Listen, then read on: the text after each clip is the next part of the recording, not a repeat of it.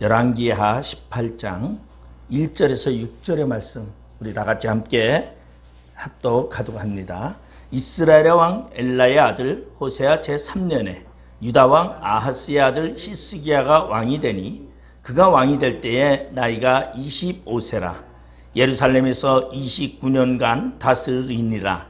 그의 어머니의 이름은 아비요 스가리아의 딸이더라. 히스기야가 그의 조상 다윗의 모든 행위와 같이 여호와께서 보시기에 정직하게 행하여 그가 여러 산당들을 제거하며 주상을 깨뜨리며 아세라 목상을 찍으며 모세가 만들었던 놋뱀을 이스라엘 자손이 이때까지 향하여 분향함으로 그것을 부수고 느수단이라 일컬었더라.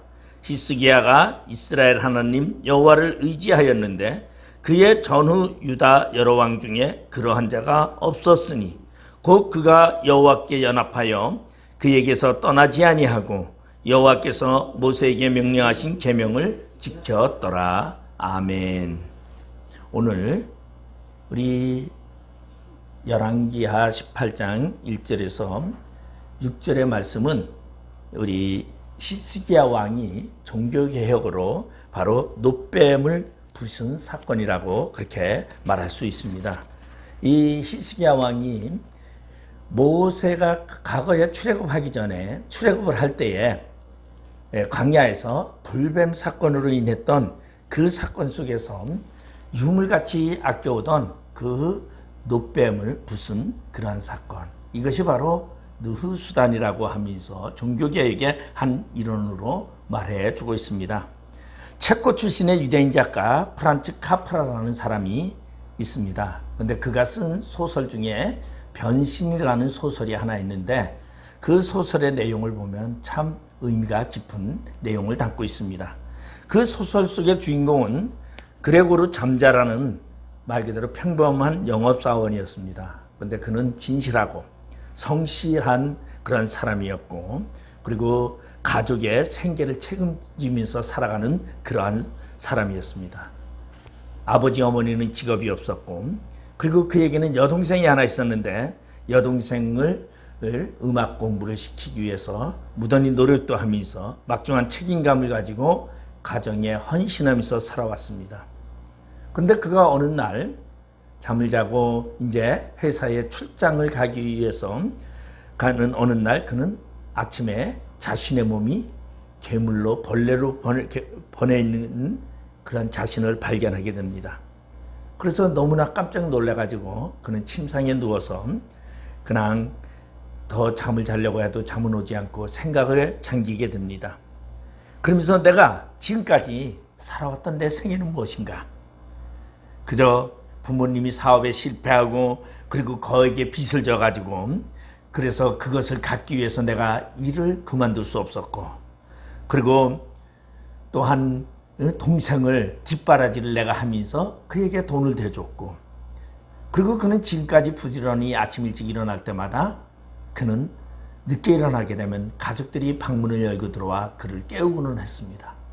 근데 그는 그날따라 늦잠을 자는데 이 가족들이 늦잠 자는 그를 하도 이상히 여겨서 깨우려고 방문을 열고 보니까 그는 벌레가 돼버리고 마른 그러한 이 그레고리 잠자를 아들을 보게 되고, 그리고 사람들은 깜짝 놀라서 문을 닫아버리고 그를 방 안에 꼼짝없이 가둬두게 됩니다.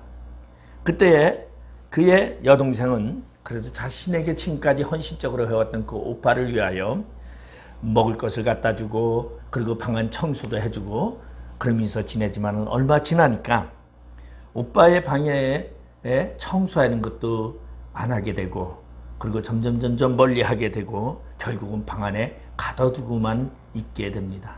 이제 먹을 것이 없는 그 가족은 아버지는 어떻게 해서 먹고 살아야 되니까 밖에 나가서 그래서 수의를 하면서 또한 돈을 벌고, 그리고 또한 여동생은 음악을 열심히 하면서 음악을 연주도 하고 그러면서 살아가면서 점점 그 집에 있는 자신의 오빠에 대한 인식은 점점 사라져가고 있습니다.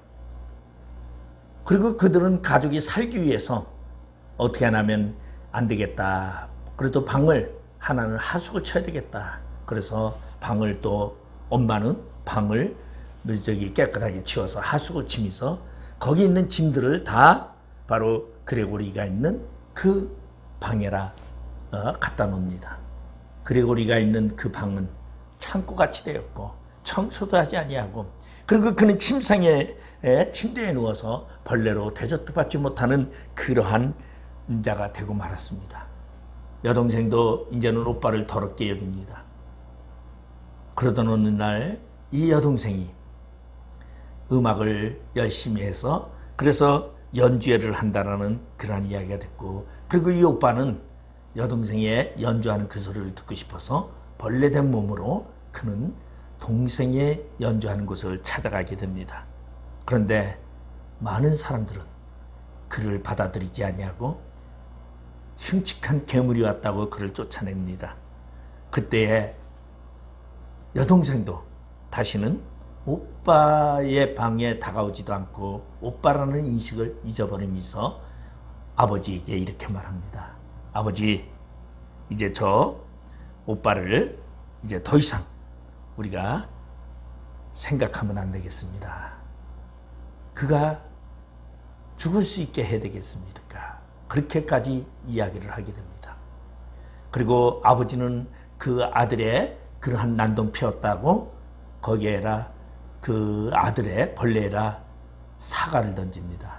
근데 그게 사과가 던졌는데 그게 이 벌레인 허리에 꽂히게 되고, 그리고 그것으로 맞아서 이 그레고리는 병이 돼가지고 일어나지도 못하고 한 달 동안 아픈 가운데 있게 되고, 그리고 결국은 그는 그 자리에서 고독하게 죽고 말게 됩니다. 죽고 마니까 가족들은 전부 다 휴가를 얻어서 여행을 떠나고 가정부가 와서 그 방을 청소하고 시체를 치우고, 그리고서는 그들의 기억 속에서는 그 아들인 그레고리에 대한 기억이 점점 사라지고 말았다라는 그러한 이야기입니다. 오늘 이 카프카라는 이 소설의 이야기는 무엇을 말해주고 있냐면, 현대인의 삶의 부조리와 소통의 단절로 인해서 소외감이 얼마나 인간에게 있어서 치명적인 것을 보여주고 있는 얘기입니다. 그런가 하면 다른 한편으로는 인간의 본질인 존재성에 대해서 존재를 잃어버린 인간의 비참함을 이야기해주고 있는 그러한 이야기입니다. 오늘날 교회가 교회의 본질을 잃어버리면 그 교회는 괴물이 되고 만다는 것입니다. 모두가 인정하지 않는 벌레와 같은 그런 존재여 사람들이 교회의 존재성을 인정하지 않는다는 겁니다. 그런가 하면은 우리의 인생의 삶도 그렇다는 거죠. 우리의 인생의 삶도 자신의 존재의 가치를 잃어버리면 그 인생은 많은 사람들에게 잊혀져 가고 많은 사람들이 더러워하는 그러한 가장 이 세상에서 썩은 내 나는 그러한 벌레 같은 존재로 추락하고 만다라는 것을 이야기하고 있는 이야기입니다. 그러면 오늘 왜 이런 이야기를 하고 있는가? 우리는 여기서 오늘 하나 볼 수 있는 것이 열왕기하 18장 1절에서 6절의 말씀을 가지고 우리가 한번 생각해 볼 필요가 있는 것인데, 노뱀이라는 이 사건을 우리가 함께 생각해 보려고 합니다. 그럼 과연 그 노뱀은 무엇일까? 민수기 21장에 이 노뱀 이야기가 기록되어 있습니다.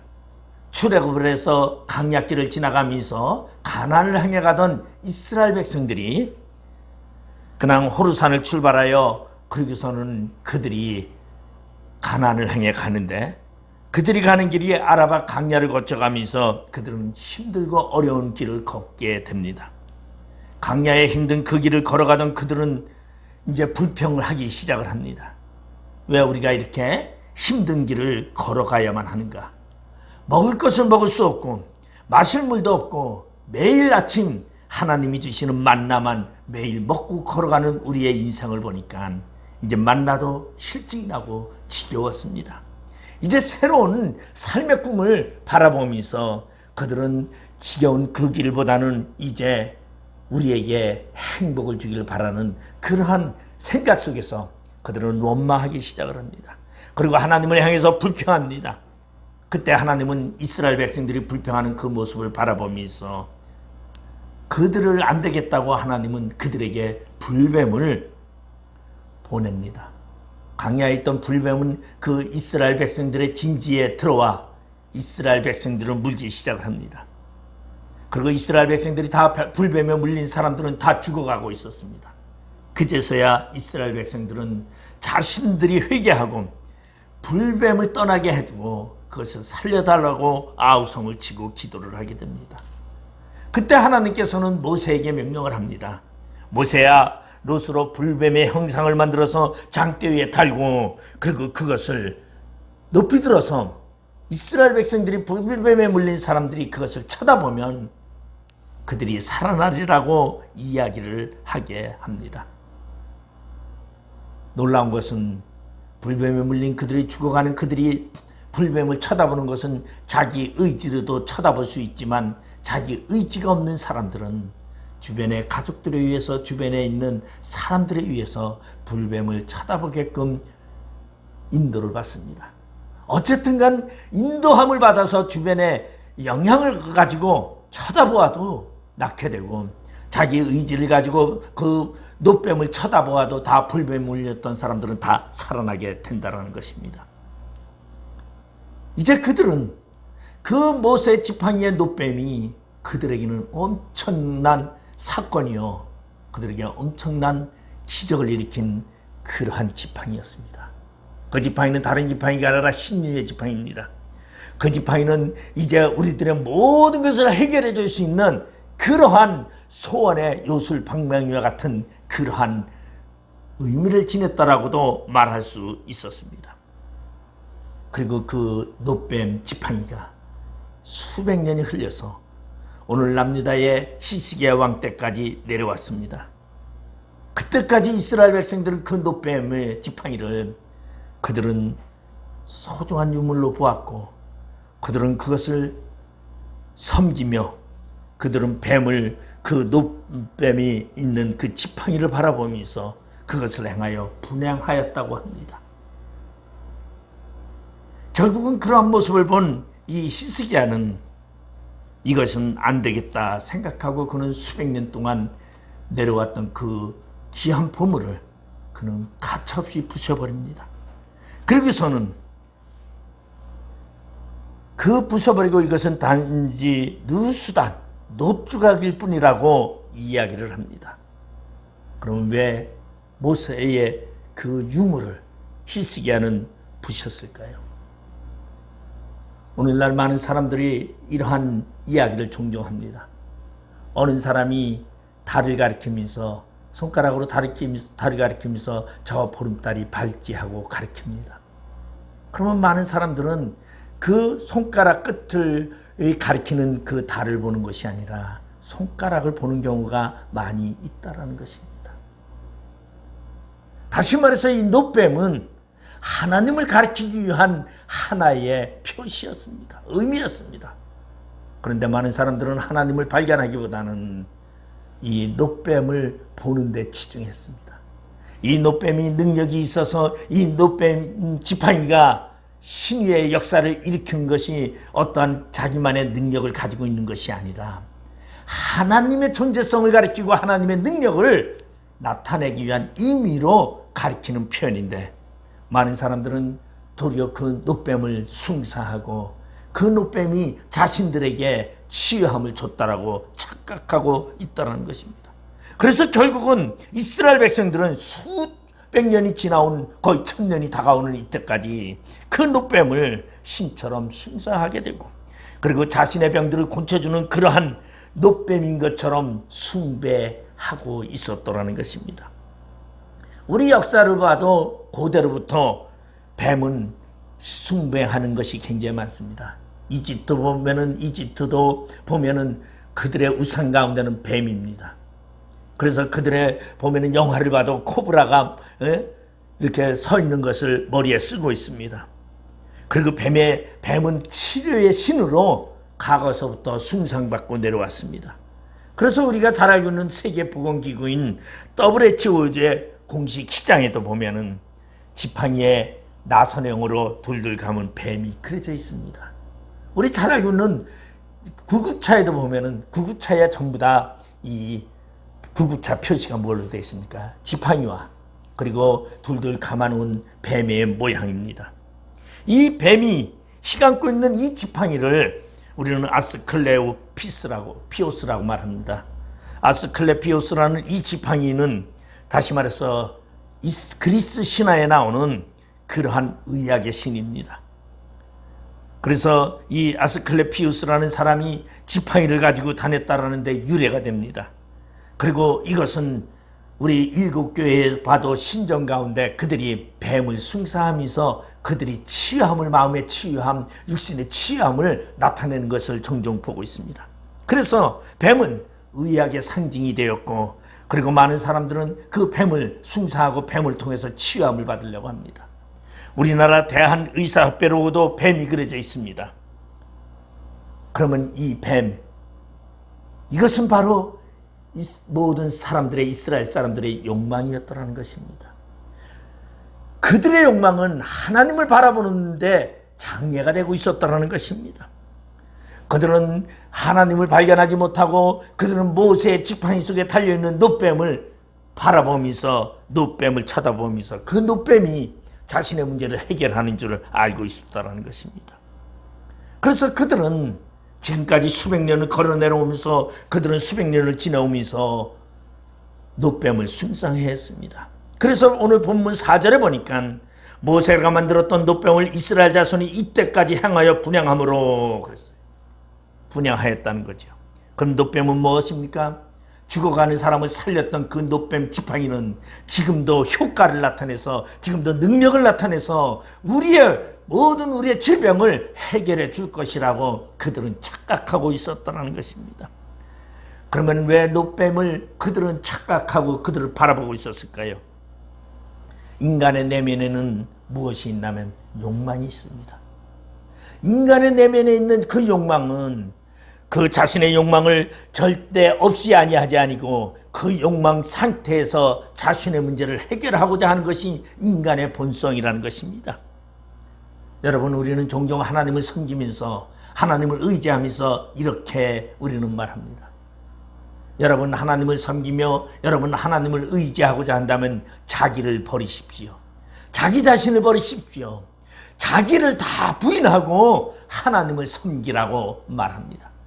그런데 놋뱀을 쳐다보는 그 사람들은 자신을 부인하지 않습니다. 자신의 욕망을 그대로 갖습니다. 자신의 욕망의 표현으로 놋뱀을 숭상합니다. 엄청난 신앙의 차이점을 말해주고 있고 그 결과물을 말해주고 있다는 것입니다. 오늘날 우리가 신앙생활하면서 혹시 우리가 하나님을 바라보는 것이 아니라 놋뱀을 우상화하고 욕망 속에서 놋뱀을 통하여 나의 이득을 취하고 내 문제를 해결하고자 하지 않고 있습니까? 우리는 우리의 욕망을 버려야 합니다.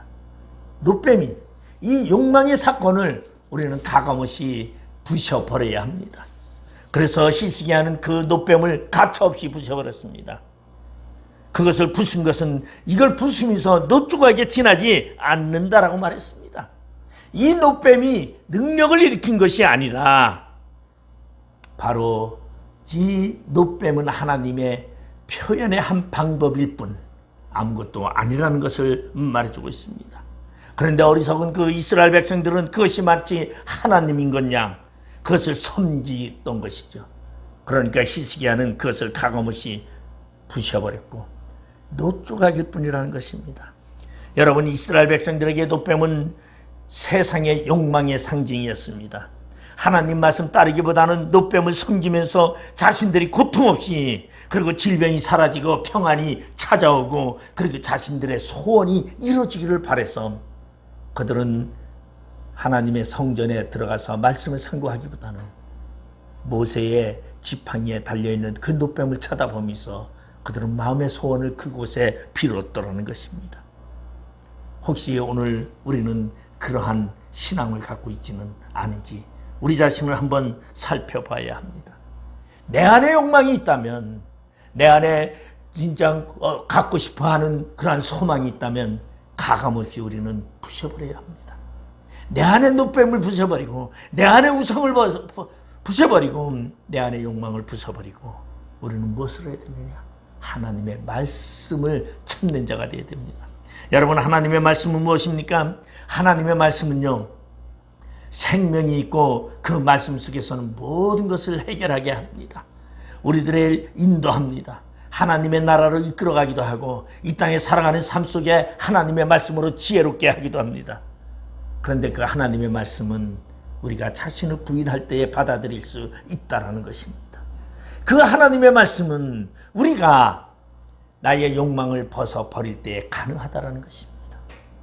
나의 욕망과 나의 욕심을 가지고 내 자기의 교만함을 가지고 자기 자신의 의지를 가지고 여러분 소원을 이루고자 한다면 결국은 우상이 될 수밖에 없고 그것은 노뱀을 쳐다보는 결과가 될 수밖에 없다는 것입니다.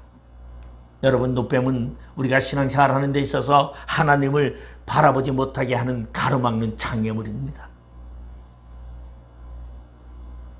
우리의 본질이 하나님께 나가야 합니다.